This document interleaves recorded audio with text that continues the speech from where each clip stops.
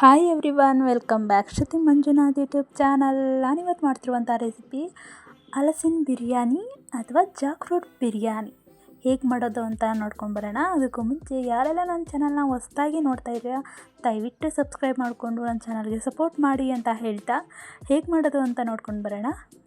ಸೀಸನಲ್ಲಿ ಸಿಗುವಂತಹ ಹಲಸಿನಕಾಯಿನ ದಯವಿಟ್ಟು ಮಿಕ್ಸ್ ಮಾಡ್ಕೋಬೇಡಿ, ಸಿಕ್ಕಿದಾಗ ತೊಗೊಬಂದು ಮಾಡ್ಕೊಂಡು ತಿನ್ನಿ ಅಂತ ಹೇಳ್ತಾ, ನಾನು ತುಂಬ ದಿನದಿಂದ ಅನ್ಕೊತಾ ಇದ್ದೆ ಮಾಡಲೇಬೇಕು ಒಂದು ಸತಿ ಅಂತ ಹೇಳಿ. ನಿಜವಾಗ್ಲೂ ಸಖತ್ತಾಗಿತ್ತು ಮಾತ್ರ. ನಿಜವಾಗ್ಲೂ ಸಿಕ್ಕರೆ ತೊಗೊಬಂದು ಮಾಡಿ ಟ್ರೈ ಮಾಡಿ ತಿನ್ನಿ ಅಂತ ಹೇಳ್ತೀನಿ. ಇದನ್ನು ನಾನು ಒಂದು ಚಿಕ್ಕ ತೊಗೊಂಡು ಬಂದಿದ್ರಲ್ಲಿ ಅರ್ಧ ಅಷ್ಟೇ ಮಾಡ್ಕೊಳ್ತಾ ಇದ್ದೀನಿ ಬಿರಿಯಾನಿಗಾಗಿ. ಇನ್ನು ಅರ್ಧನ ಹಾಗೆ ಎತ್ತಿಟ್ಕೊಳ್ತೀನಿ, ಬೇರೆ ರೆಸಿಪಿ ಏನಾದರೂ ಮಾಡೋಣ ಅಂತ ಹೇಳಿ. ಸೊ ಇದನ್ನು ಹಾಗೆ ಸಿಪ್ಪೆಲ್ಲ ತೆಗೆದ್ಬಿಟ್ಟು ನೀರಿಗೆ ನೆನೆ ಹಾಕ್ತೀನಿ ಕಟ್ ಮಾಡಿಕೊಂಡು. 1 ಕಪ್ಪಷ್ಟು ಬಾಸ್ಮತಿ ರೈಸ್ನ ನೀಟಾಗಿ ವಾಶ್ ಮಾಡಿ 10ರಿಂದ 15 ನಿಮಿಷ ಹಾಗೆ ನೆನೆ ಹಾಕಿ ಬಿಡಬೇಕಾಗತ್ತೆ. ಸೊ ಇದೆಲ್ಲ ನೆನೆಯೋ ತನಕ ನಾವು ಅದಕ್ಕೆ ಮಸಾಲೆಗೆ ರೆಡಿ ಮಾಡ್ಕೋಬೇಕಲ್ವ ಬಿರಿಯಾನಿ ಮಾಡೋದಕ್ಕೆ. ಫಸ್ಟು ಅದನ್ನು ರೆಡಿ ಮಾಡ್ಕೊಂಬಿಡೋಣ.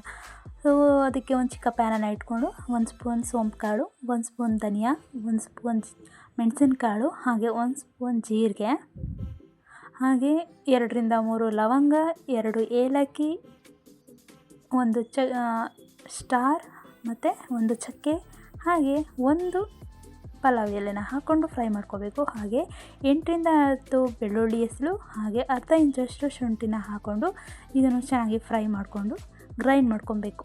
ಈಗ ಕುಕ್ಕರನ್ನು ಇಟ್ಕೊಂಡು 2 ಸ್ಪೂನಷ್ಟು ಎಣ್ಣೆ, 1 ಸ್ಪೂನಷ್ಟು ತುಪ್ಪ, ಹಾಗೆ ಸ್ಟಾರ್, ಏಲಕ್ಕಿ, ಲವಂಗ, ಪಲಾವ್ ಎಲೆ ಎಲ್ಲ ಹಾಕ್ಕೊಂಡು ಅದಕ್ಕೆ ಈರುಳ್ಳಿ, 2 ಈರುಳ್ಳಿನ ಮೀಡಿಯಮ್ ಸೈಜ್ ಈರುಳ್ಳಿನ ಉದ್ದುದಕ್ಕೆ ಹೆಚ್ಚಿಟ್ಕೊಂಡಿದ್ದೆ, ಅದನ್ನು ಕೂಡ ಹಾಕೋತಾ ಇದ್ದೀನಿ.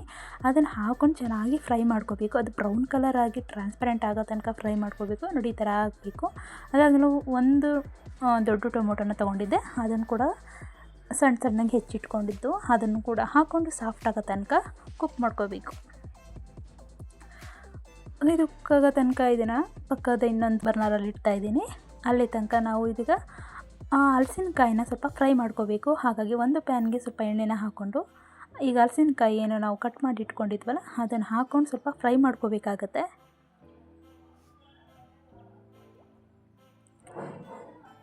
ಚಿಕನ್ ಟೇಸ್ಟ್ ಕೊಡುವಂತಹದ್ದಾಗಿರುತ್ತೆ, ತುಂಬ ಟೇಸ್ಟಿಯಾಗಿರುತ್ತೆ. ಈ ಥರ ಆದಮೇಲೆ ಮತ್ತೆ ಕುಕ್ಕರನ್ನು ಇಟ್ಕೊಳ್ತಾ ಇದ್ದೀನಿ. ಈಗ ಅದು ರೆಡಿ ಆಯಿತು. ಇದಕ್ಕೀಗ ಕರಿಬೇವು ಸ್ವಲ್ಪ, 1 ಕಪ್ಪಷ್ಟು ಪುದೀನ, 1 ಕಪ್ಪಷ್ಟು ಕೊತ್ತಂಬರಿ ಸೊಪ್ಪು ಹಾಕ್ಕೊಂಡು ಚೆನ್ನಾಗಿ ಮಿಕ್ಸ್ ಮಾಡ್ಕೋಬೇಕು. ಈಗ ಚಿಟಿಕೆ ಅರಿಶಿನ ಕೂಡ ಸೇರಿಸ್ಕೊತಾ ಇದ್ದೀನಿ, 1 ಸ್ಪೂನ್ ಚಿಲ್ಲಿ ಪೌಡರ್, ಇದನ್ನು ಹಾಕಿ ಮಿಕ್ಸ್ ಮಾಡ್ಕೋಬೇಕು.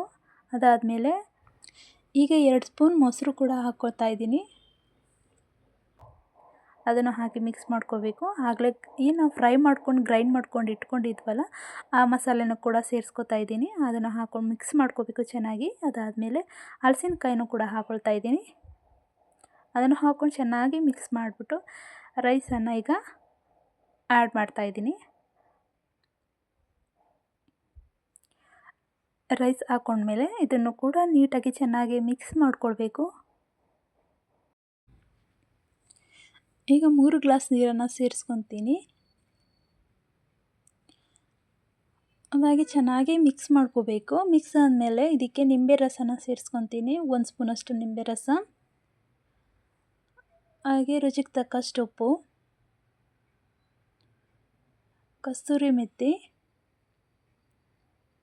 1 ಸ್ಪೂನ್ ತುಪ್ಪ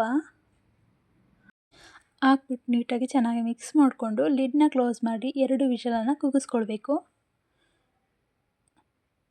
ಸೊ ಪ್ರೆಷರ್ ಹೋದ್ಮೇಲೆ ರೆಡಿಯಾಗಿದೆ. ನೋಡಿ ಎಷ್ಟು ಕಲರ್ಫುಲ್ಲಾಗಿ ಕಾಣಿಸ್ತಿದೆಯೋ, ನಿಜವಾಗ್ಲೂ ಅಷ್ಟು ಟೇಸ್ಟಿಯಾಗಿತ್ತು.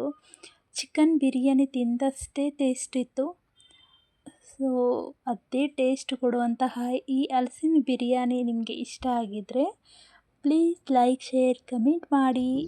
ಹೊಸದಾಗಿ ನೋಡ್ತಾ ಇದ್ದರೆ ದಯವಿಟ್ಟು ಸಬ್ಸ್ಕ್ರೈಬ್ ಮಾಡ್ಕೊಳ್ಳಿ ಅಂತ ಹೇಳ್ತಾ, ಈ ರೆಸಿಪಿನ ನೀವು ಟ್ರೈ ಮಾಡಲೇಬೇಕು, ಅಷ್ಟು ಚೆನ್ನಾಗಿದೆ ಅಂತ ಹೇಳ್ತಾ ಮತ್ತೊಂದು ವಿಡಿಯೋದಲ್ಲಿ ಮತ್ತೊಂದು ಹೊಸ ರೆಸಿಪಿಯೊಂದಿಗೆ ಸಿಗ್ತೀನಿ. ಟೇಕ್ ಕೇರ್, ಬಾಯ್.